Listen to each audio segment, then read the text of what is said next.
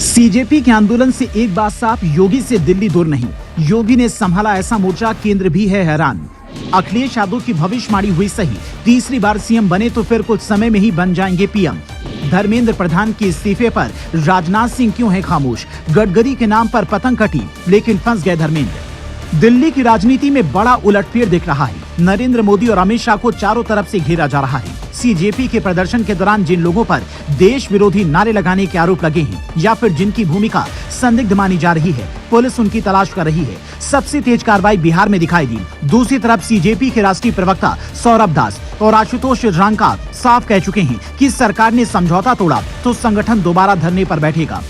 लेकिन उत्तर प्रदेश में योगी की पुलिस का रुख अलग दिखाई दे रहा है। प्रदर्शन के दौरान बिरयानी बांटने को लेकर चर्चा में आए मोहम्मद जुनैद के मामले में पुलिस सख्ती बनाए हुए है। यही वजह की तेजी से बदलते राजनीतिक समीकरण के बीच अब योगी आदित्यनाथ की चर्चा दिल्ली तक होने लगी है। अंदर खाने कहा जा रहा है कि योगी ने अगर यहाँ से अपनी राजनीति को आगे बढ़ाया तो दिल्ली उनसे बहुत दूर नहीं।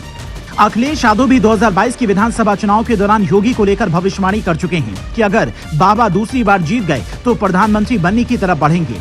अब चर्चा एक कदम आगे है। अगर योगी तीसरी बार उत्तर प्रदेश के मुख्यमंत्री बनते हैं तो क्या दिल्ली का रास्ता उनके लिए और आसान हो जाएगा? अखिलेश ने धर्मेंद्र प्रधान के इस्तीफे से पहले ही कहा था कि सरकार अभी उन्हें हटा दे, चाहे 15 दिन बाद फिर कोई जिम्मेदारी दे दे। धर्मेंद्र प्रधान का इस्तीफा हुआ, लेकिन संसद भवन पहुँचते ही उनके समर्थन में नारे भी लगे।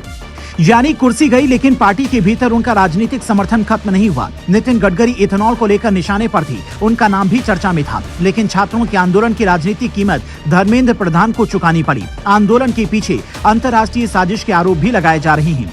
इसी बीच कुछ राजनीतिक जानकार एक दिलचस्प सवाल उठा रहे हैं। अगर सीजेपी ने धर्मेंद्र प्रधान की जगह अमित शाह का इस्तीफा मांग लिया होता तो सरकार क्या करती, और अगर अगली मांग मोदी या फिर शाह तक पहुँचती तो सरकार का जवाब क्या होगा? इस कहानी का एक दूसरा राजनीतिक पहलू भी है। जिस सीजेपी की कामयाबी पर विपक्ष आज खुश है, वहीं सीजेपी अगर राजनीतिक विकल्प बनकर पंजाब के चुनाव में उतर गई तो खेल पलट सकता है। सवाल होगा कि सीजेपी किसका वोट काटेगी? क्या आम आदमी पार्टी को नुकसान और भाजपा को फायदा होगा? आज जो विपक्ष के लिए जीत दिखाई दे रही है, वही कल उसके लिए चुनौती बन सकती है। और आखिर में सवाल मोदी सरकार पर है। नीतियों से लेकर मंत्रियों की कार्यशैली और फैसले लेने की टाइमिंग तक सवाल उठ रहे हैं। क्या सरकार जनता को जवाब देने और समय पर एक्शन लेने में पीछे रह रही है? और क्या इसी राजनीतिक खाली जगह में योगी आदित्यनाथ का मॉडल और उनका नाम मजबूत होता जा रहा है? अगर ऐसा है तो सीजेपी आंदोलन ने सिर्फ धर्मेंद्र प्रधान की कुर्सी नहीं ली, दिल्ली की राजनीति में भविष्य की एक नई बहस शुरू कर दी है।